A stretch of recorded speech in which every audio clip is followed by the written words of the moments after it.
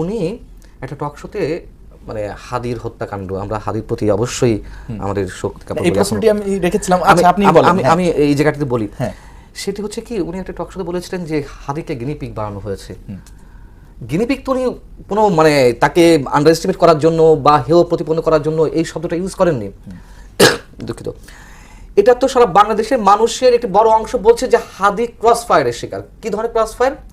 তাকে দেওয়া হয়েছে ইচ্ছা করে বা হত্যা করা হয়েছে যে কোনো একটা বিশেষ গোষ্ঠী নির্বাচনকে বানচাল করার জন্য, এবং নির্বাচনকে বানচাল করার জন্য যে হাদি হত্যাকাণ্ড ঘটানো হয়েছে এটা হাদির বড় ভাই বলছেন যে সরকার এখনো পর্যন্ত ধরতে পারেনি হত্যাকারীদের, নানান ধরনের নানান কথাবার্তা বলছে, আমি বলিনি একটু। এবং সেই জায়গা থেকে হাদিকে কি বলা যায় একটা বলির পাঠা বানানো হয়েছে। সবাই বলির পাঠা বলছে, আর মনি আপা বলেছেন গিনিপিগ। না আমরা মনে আপনাকে সময় দেব আবার। আমি প্রশ্নটি আরো একটু বোঝার চেষ্টা করি, সেটা হচ্ছে গিনিপিগ তো আমরা জানি যে পরীক্ষা চালানো হয় যে দেখি কি হয়, বস্তুর উপর দেখি কি হয়। এই পরীক্ষাটি তো নানাভাবে হতে পারে, যদি আপনি যেটা বললেন যে নির্বাচন বানচাল করবার জন্য, এইখানেও কিন্তু নানা গোষ্ঠী আছে। তো যেমন যদি বলি যে পলাতক শক্তি যে আওয়ামী লীগ, তারা হতে পারে এবং ছাত্রলীগের সাথে সম্পৃক্ততা পাওয়া গেছে, সেটাই বলছি। বিএনপি কে যারা এখন মূল প্রতিদ্বন্দ্বী মনে করছে তারা হতে পারে। এখন এই যে আওয়ামী লীগ শক্তি, তারা বিগত 17 বছরের গালিগালাজ করেনি, বা এটা মনে আপা বললেন, এখন হয়তো তারা সময় পেয়ে করছে কিনা। এখানে একটা লাইন ভুল হয়েছে, যে লাইনটা আমি বলতে চাই, এই যে যারা গালাগালি করে না, বলছে না যে আমি ছাত্রলীগ করলেও আপনাকে পছন্দ করি, আমার কাছে মনে হয় এরাই হচ্ছে সেই গুপ্ত তারা। তাদের তো অনেক সময় ছিল, কারণ তাদেরকে অর্থ দেওয়ার মতো লোক ছিল, তাদের কিন্তু আওয়ামী লীগের ওই অর্থ তারা লুটপাট করতে যায় নাই। সো যায় নাই যেহেতু, তারা কিন্তু তারা শুধু খরচটা নিয়েছে, এবং ফেসবুক টুইটার যার যেটা কাজ ছিল দায়িত্ব নির্দেশিত, তারা সেটাই পালন করেছে, এবং এই তারাই এখন আমাকে গালাগালি করছে। স্পষ্ট করে বলতে গেলে এখন বিএনপি কাদের মূল শত্রু? অভিন্ন শত্রু কয়েকটা শত্রু। আমি স্পষ্ট করে বলি, জামায়াতের মূল টার্গেট, এনসিপির মূল টার্গেট।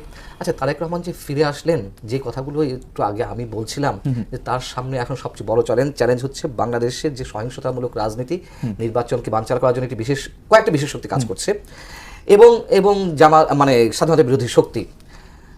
আচ্ছা, সবাই যখন ওয়েলকাম জানাচ্ছি, তারেক রহমানকে সন্দেহের চোখে দেখার কি আছে?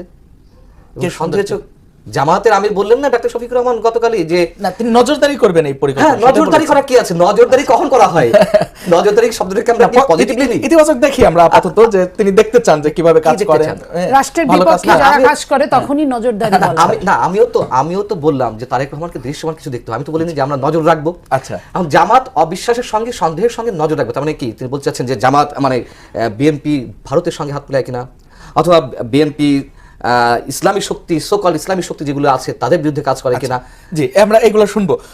মনে আপা, আমি আরেকটি প্রশ্নে চলে যাই, যেটি পান্না ভাইকেও করেছিলাম, সেটা হচ্ছে এই যে বিএনপি জামাতের দূরত্বটা কিভাবে তৈরি হলো। সঙ্গে আমি আমার আরেকটি প্রশ্ন যুক্ত করি, সেটা হচ্ছে এইটি কি মানে বিএনপি জামাতের হাত ছেড়ে দিল, না জামাত হাত ছেড়ে সরে গেল, নাকি সামনের নির্বাচনটা একপক্ষীয় হয়ে যায় কারণে জনগণকে ভোট কেন্দ্রে নেওয়ার জন্য একটা মানে মেকিং? না, আমি আপনার এটা মনে করছি না, আমি এটাই মনে করছি জিও পলিটিক্সটাকে। আচ্ছা, বিএনপি বা জামাত কিছুই না, এখানে আমরা তিনজন আছি।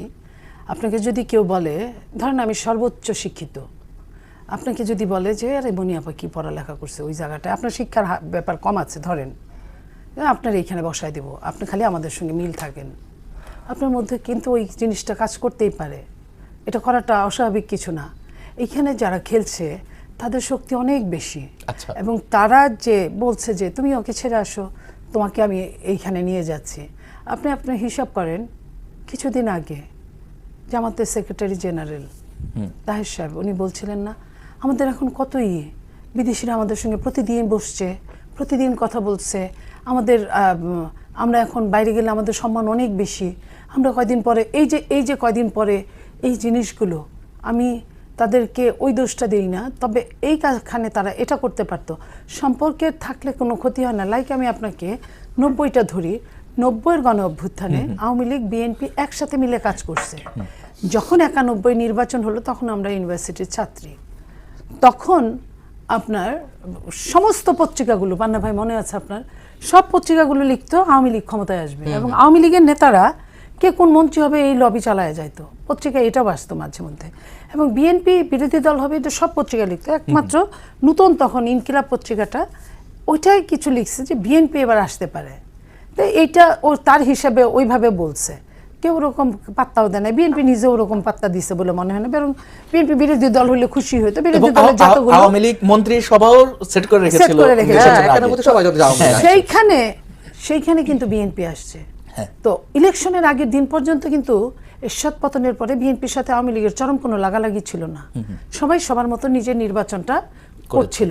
এবং 3 দলীয় জোটের রূপরেখাটা ইলেকশনের পরে যেই ক্ষমতায় আসুক তাদের মাধ্যমেই একদল বিরোধী দল হবে, একদল সরকারি দল হবে, এরা মিলেই এটাকে ঠিক করার কথা ছিল।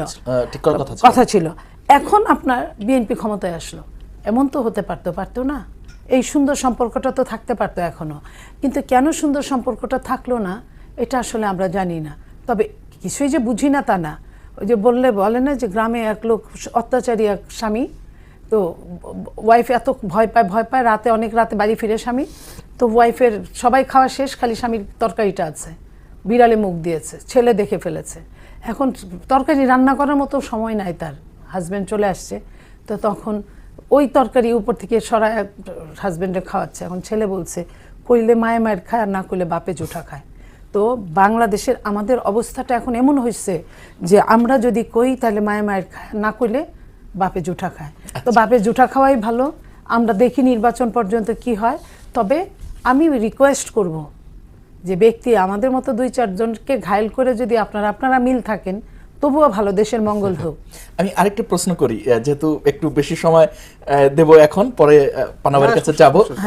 সেটা হচ্ছে আজকে ইংলিশ ডেইলি নিউ এজ পত্রিকা একটি কার্টুন ছেপেছে। কার্টুনে যদি দেখা যায় জামাতের আমিরের পায়ে বল, তার কাছে বল নিয়ন্ত্রণে, তারেক রহমান পেছনে বল নেওয়ার জন্য তাক করে আছেন এবং শেখ হাসিনা উকি মেরে দূর থেকে দেখছেন। তো তিনি দেখছেন, সেটা যদি অভ্যন্তরীণ মাঠের ভেতরের ইয়াটা একটু ব্যাখ্যা করবেন কি, যে আসলে কি এখন জামাতের আমিরের পায়ে বল, কি মনে হয় আপনার? আমি আরেকটা গল্প বলতে চাই। ওই যে রাজা মিয়া যে গোল করে, অনেক সময় নিজে কিন্তু উল্টা পিঠের গোল করে অভ্যাস হয়ে যায়, পায়ে থেকে বল নামায় না। জামাত এতদিন যত কাজ করেছে, জামাতের কিন্তু অনেক দিকে পজিটিভ আছে। যেমন পজিটিভ নির্দেশিত দল, এটা আমাদের দলে নাই। জামাতের এখন যদি 50 জনকে বসায় দেয়, 50 জন নতুন লোক আনে এবং পান্না ভাইকে যে পছন্দ করে না বা আমি মনিকে যে পছন্দ করে না, আমার নামটাও যদি দেয়, দেখবেন না ওই এলাকার জামাতের যে আমির আমাকে আইসা বলবে যে এই জায়গায় আমি এইটুকু কাজ করছি, আপনার জন্য আমি কি করতে পারি। আমরা তার প্রমাণ হিসেবে আমরা আমার দেশের সাংবাদিক অলিউল্লাহ নোমানকে দেখলাম, এরকম আরও 2-1 জনকে আমরা দেখবো হয়তো সামনেই। তো এটা জামাত করে, কিন্তু বিএনপি করে না। জামাতের তো সামনের দিকে আগানোরই কথা, কিন্তু সে কিন্তু তার ওই যে একটা জায়গায় অনেক আছে। যদি এটা মনে করা হয় যে তারেক রহমান 17 বছর পর দেশে ফিরেছেন, বিশাল জনগোষ্ঠীর একটা অংশ, বা আমি লাখ 30, 40, 50 লাখ যাই ধরি না কেন, হয়েছে, এটা সত্য কথা, এবং অভাবনীয় রিসেপশন হয়েছে, এটাও সত্য কথা। কিন্তু এই রিসেপশন দিয়ে, এই যে মানুষের উপস্থিতি দিয়ে চ্যালেঞ্জ মোকাবেলা করা যাবে না। অনেক চ্যালেঞ্জ, অভ্যন্তরীণ কোন্দল থাকবেই। বিএনপি আওয়ামী লীগের মতো দলগুলোতে অভ্যন্তরীণ কোন্দল থাকবে, গ্রুপিং উপগ্রুপিং এগুলো থাকবে। সবচেয়ে বড় যে চ্যালেঞ্জ সেটা হচ্ছে বাংলাদেশে এই মুহূর্তে যে চরমপন্থার উত্থান, সহিংসতা, সেইগুলোকে তিনি মোকাবেলা করবেন কিভাবে। ধরুন চ্যালেঞ্জ নেই, কিন্তু আমি আজকেই পড়ছিলাম, এই কয়েক ঘন্টা আগে আল জাজিরা একটা রিপোর্ট প্রকাশ করেছে, ইউরেশিয়া রিভিউ একটা নিবন্ধ দিয়েছে, আপনার দ্য স্টেটসম্যান এটা দিয়েছে। তারেক রহমানের সামনে যে চ্যালেঞ্জগুলো মূলত এটাই, যে অস্থিতিশীল বাংলাদেশ, এর জন্য তিনি সাধারণ মানুষকে কীভাবে আস্থায় নিয়ে আসবেন যে তিনি এগুলো ওভারকাম করার জন্য যথেষ্ট। এবং দলের মধ্যে গ্রুপিং উপগ্রুপিং এগুলো থাকবে, আমি বলেছি, এগুলো সবাই জানে, কিন্তু দলের মধ্যে আরেকটি সমস্যা আছে, এটা প্রিয় হোক অপ্রিয় হোক বাস্তবতা। বিএনপির মধ্যে কিন্তু এখনো 2টি ধারা বিভক্ত, একটি হচ্ছে জামাত বিরোধী আর একটা জামাত পন্থী। বিএনপির মধ্যে জামাতপন্থী অবশ্যই। আচ্ছা, রাজনীতি তো এটা তো নতুন কিছু না, তাই না? যখন বিএনপি 4 দলীয় জোট সরকার গঠন করলো, জামাত অংশীদার ছিল, তখন কি সবাই মনে প্রাণে চেয়েছিল, বিএনপির সবাইকে মনে প্রাণে চেয়েছিল যে জামাতের সঙ্গে ঐক্য হোক, জামাতের সঙ্গে সরকার গঠন করুক? নিশ্চয় না। এবং আমি তাই বলে এই বলছি না যে বিএনপির মধ্যে একটি অংশ পুরোপুরি জামাতপন্থী, মানে জামাতকে সাথে নিয়ে হাঁটতে চায়, রাজনীতি করতে চায়। তারা মনে করে জামাতের সঙ্গে ঐক্য করলে ভোটে রাজনীতি সহজ হবে ইত্যাদি, কিন্তু আসলে যেটুকু লুজার হওয়ার বিএনপি হয়েছে কিন্তু এই গত। না, ইন্টারেস্টিং একটা পয়েন্ট এনেছেন, আমি আরেকটু জানতে চাই আর খোলাসাভাবে। সেটা হচ্ছে এই যে বিএনপি জামাতের যে দূরত্ব তৈরি হলো, এই দূরত্ব নিয়ে নানা কথা আছে। তো প্রথম যদি সরল বাক্যে আমি প্রশ্ন করি যে এই দূরত্বের জন্য দায়ী কারা আসলে? দূরত্বের জন্য আমি দায়ী করবো না, দূরত্বের জন্য আমি তো ওয়েলকাম জানাবো। আচ্ছা, এই তো মানে মূল কারণ তো ওয়েলকাম জানাবো যারা প্রভাব বিস্তার করেছে, সেটি ওই যে জামাত বিরোধী যারা, একেবারে মনে প্রাণে মুক্তিযুদ্ধের আদর্শ ধারণ করে যারা। তখন বিএনপির তো আসলে লাভ কিছু হয়নি, বরঞ্চ বিএনপিকে ব্লেম নিতে হয়েছে 2001 থেকে শুরু করে যে 2026 যেতে যাচ্ছে আমরা, 25 বছর বিএনপিকে ব্লেম নিতে হয়েছে নিজের কাঁধে। না, আমরা তো দেখেছি এই সময় ব্লেম নিয়েও বিএনপি কিন্তু হাত ছাড়েনি। সেক্ষেত্রে এসে বিএনপি কি হাত ছেড়ে দিল, নাকি জামাত মনে করলো যে আমাদের না জামাত সাথে থাকতে চেয়েছে? জামাত শেষ, এটা তো 2022-21-এর দিকে বোধহয় চূড়ান্ত, নাকি মনে হয় সম্ভবত 21-22-এর দিকে চূড়ান্তভাবে বিচ্ছেদ ঘটলো আর কি। হ্যাঁ, ডিভোর্স হলো। অনেকদিন দুই পক্ষের কাউকে কেউ মিটিং এ ডাকে নাই, যায় নাই, কিন্তু চূড়ান্ত বিচ্ছেদ সেটাও বলা যাবে না। সেটা কারণ যদি সেটা হতো, আমি বলি যদি সেটা হতো তাহলে 18 শেষ নির্বাচন, 18 আগে থেকে কিন্তু মিটিং এ ডাকাডাকি হয় না। কিন্তু 18-তে কিন্তু 25 জনকে মনোনয়নটাও বিএনপি দিয়েছিল এবং তারাও ধানের শীষ প্রতীকে নির্বাচন করেছিল। ভোটের রাজনীতিতে বিএনপি জামাতের কয় শতাংশ ভোট নিয়েছে? জামাত নিজের কত শতাংশ ভোট? 4, 5, 6, এর তো বেশি না। এখন আমি ধরলাম যে 10, 11, 12 বেড়ে, যদিও জরিপগুলোতে দেখা যাচ্ছে যে বিএনপি এবং জামাত খুব কাছাকাছি। আমি জানি না এই জরিপগুলো কিভাবে হচ্ছে, আমি জানি না। জরিপ নিয়ে সারা বিশ্বেই এক ধরনের কন্ট্রোভার্সি আছে। তারপরে জরিপে একটু ধারণা নেওয়ার জন্য জরিপকে মূল্যায়ন করা হয়, বিভিন্ন ধরনের জরিপকে। এখন বিষয় হচ্ছে তারা আসলে কি চাইবে, যারা জামাতপন্থী, এবং তাদের মধ্যে ঘরের শত্রু বিভীষণ একটা কথা আছে না, আছে তো? সেই জায়গাটিতে তারেক রহমানকে পরিষ্কার করতে হবে, শুধু মুখে বললেই হবে না। Al Jazeera, the Statesman, Eurasia Review যা বলছে, দুটো বিষয় তারেক রহমানের জন্য চ্যালেঞ্জ, নির্বাচনকে কেন্দ্র করে এবং দলের জন্য কেন্দ্র করে। একটা হচ্ছে যে বাংলাদেশের বর্তমান যে সহিংসতা, হাদি হত্যাকাণ্ড, দীপু দাসকে কীভাবে হত্যা করা হয়েছে আমরা জানি। তারপরে লক্ষ্মীপুরের বাচ্চা দুটাকে কিভাবে হত্যা করা হলো আগুনে পুড়িয়ে, দুটি গণমাধ্যমের উপরে যেভাবে জ্বালাও পোড়াও ধ্বংসাত্মক কর্মকাণ্ড ঘটনা হলো। গণমাধ্যমের উপর আক্রমণ এই প্রথম না, 5 আগস্ট থেকে শুরু হয়েছে। কিন্তু এটা 5 আগস্ট থেকে শুরু কেন? আওয়ামী লীগ সরকারের সময় তো ওটা তো হয়েছে। আমি রিসেন্ট ঘটনাগুলো বলছি। আওয়ামী লীগের সময় কিন্তু গণমাধ্যম জ্বালিয়ে দেওয়া হয়নি। নয়াদিগন্ত অফিসে বোধহয় আগুন দেওয়া হয়েছিল, জ্বালিয়ে দেওয়া হয়নি পুরোপুরি, কিন্তু আগুন দেওয়া হয়েছিল। আমার ঠিক খেয়াল নেই, হতে পারে বন্ধ করে দেওয়া হয়েছে, দিগন্ত বন্ধ করে দেওয়া হয়েছিল, চ্যানেল ওয়ান বন্ধ করে দেওয়া হয়েছে। সংগ্রামের সম্পাদককে, হ্যাঁ না, আগুনের ঘটনা নয়াদিগন্ত হয়েছে, আমি সেটা বলছি। হ্যাঁ, সংগ্রামের সম্পাদককে ধরে নেওয়া হয়েছিল অফিস থেকে। আওয়ামী লীগ তো নির্যাতন করেছেই সাংবাদিকদের উপরে, গণমাধ্যমের উপরে। এটা অপ্রিয়, মানে প্রিয় অপ্রিয় যেভাবে ধরে না করে, এটা বাস্তবতা। কিন্তু 5 আগস্টের পর যা ঘটে চলেছে, এটা তো আনবিলিভেবল। কোনো অবস্থাতে এগুলো মানা যায় না। যাই হোক, এখন বিষয় হচ্ছে কি, তারেক রহমান কি শুধু বক্তব্যের মধ্য দিয়েই মানুষের মন জয় করবে, নাকি তাকে দৃশ্যমান কিছু দেখাতে হবে? তিনি যেমন তার এই বক্তব্যকে অনেকেই ওয়েলকাম জানাচ্ছে, আমিও নিঃসন্দেহে ওয়েলকাম জানাই। অবশ্যই প্রতিহিংসার শব্দগুলো তেমনভাবে উচ্চারিত হয়নি। সবচেয়ে বড় কথা, আমাকে যেটি নাড়া দিয়েছে, তার সদিচ্ছার প্রতিফলন আমি দেখতে চাই। আমাকে যেটি নাড়া দিয়েছে, মার্টিন লুথার কিং এর যেই উক্তিটি উনি নিয়ে এসে তারপর উনি কথা বলেন। মার্টিন লুথার কিং বলেছেন, আই হ্যাভ এ ড্রিম, উনি বলছেন ইউ হ্যাভ এ প্ল্যান। এবং মার্টিন লুথার কিং এর নাম উচ্চারণ করে বলছেন। একজন নেতা যদি তার ওই জায়গাটিতে ধারণ করেন, আমি বিশ্বাস করব কোনো চ্যালেঞ্জ থাকবে না। মানে অনেক ধরনের প্রতিবন্ধকতা আসবে, কিন্তু চ্যালেঞ্জ থাকবে না। কিন্তু আদৌ তিনি পারবেন কিনা, তার কারণ দেখুন, আমি এই শব্দটা আশা করিনি। তাদের হয়তো স্ট্যান্ড এটাই যে 71-এর মতন যেভাবে আমরা স্বাধীনতা ছিনিয়ে এনেছিলাম, 24-এর স্বাধীনতার সার্বভৌমত্ব রক্ষা করেছি।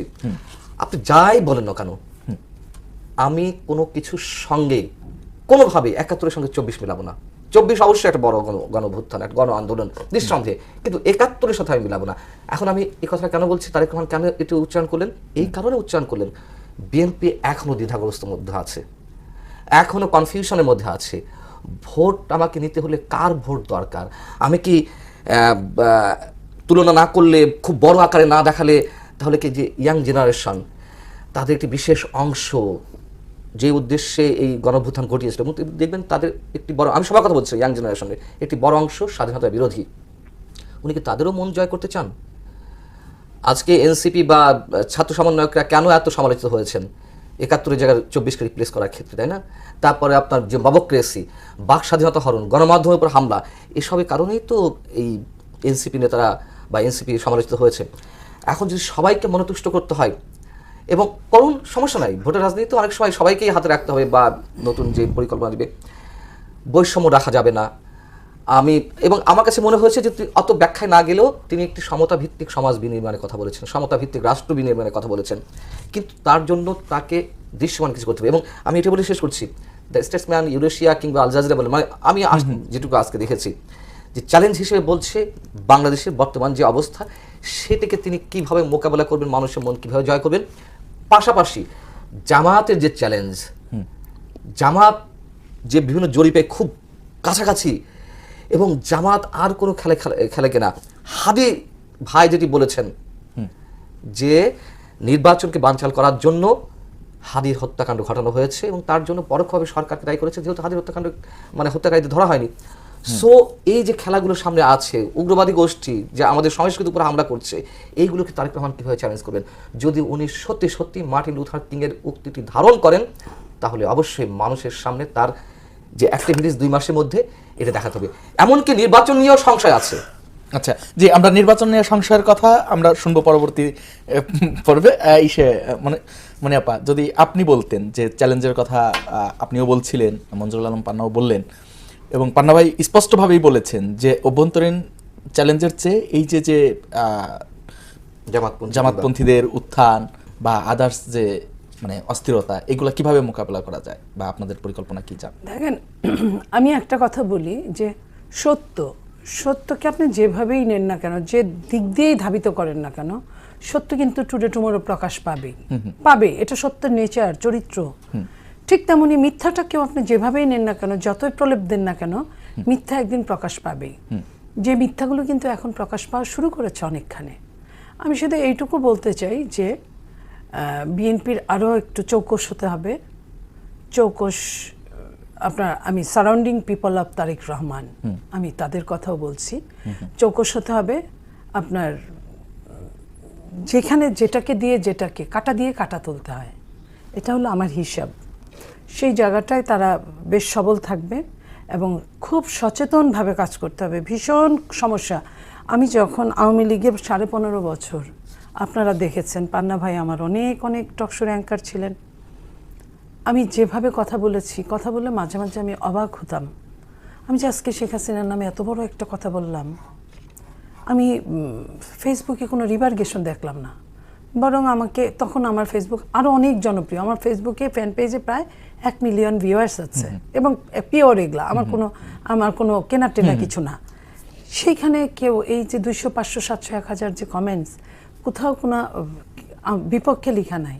আমি অবাক হতাম, ছাত্রলীগ, যুবলীগ এরা কেউ লেখে না, বরং 2-4 জন লিখতো এরকম যে আমি যদিও আওয়ামী লীগ করি, ছাত্রলীগ করি, কিন্তু ব্যক্তিগতভাবে আপনাকে পছন্দ করি। বিশ্বাস করেন, বয়সটা আরও 20 বছর 15 বছর কম ছিল। আমি না গদগদ হয়ে যেতাম, মনে মনে ভাবতাম, আরে এরা কি ভালো কথা বললো।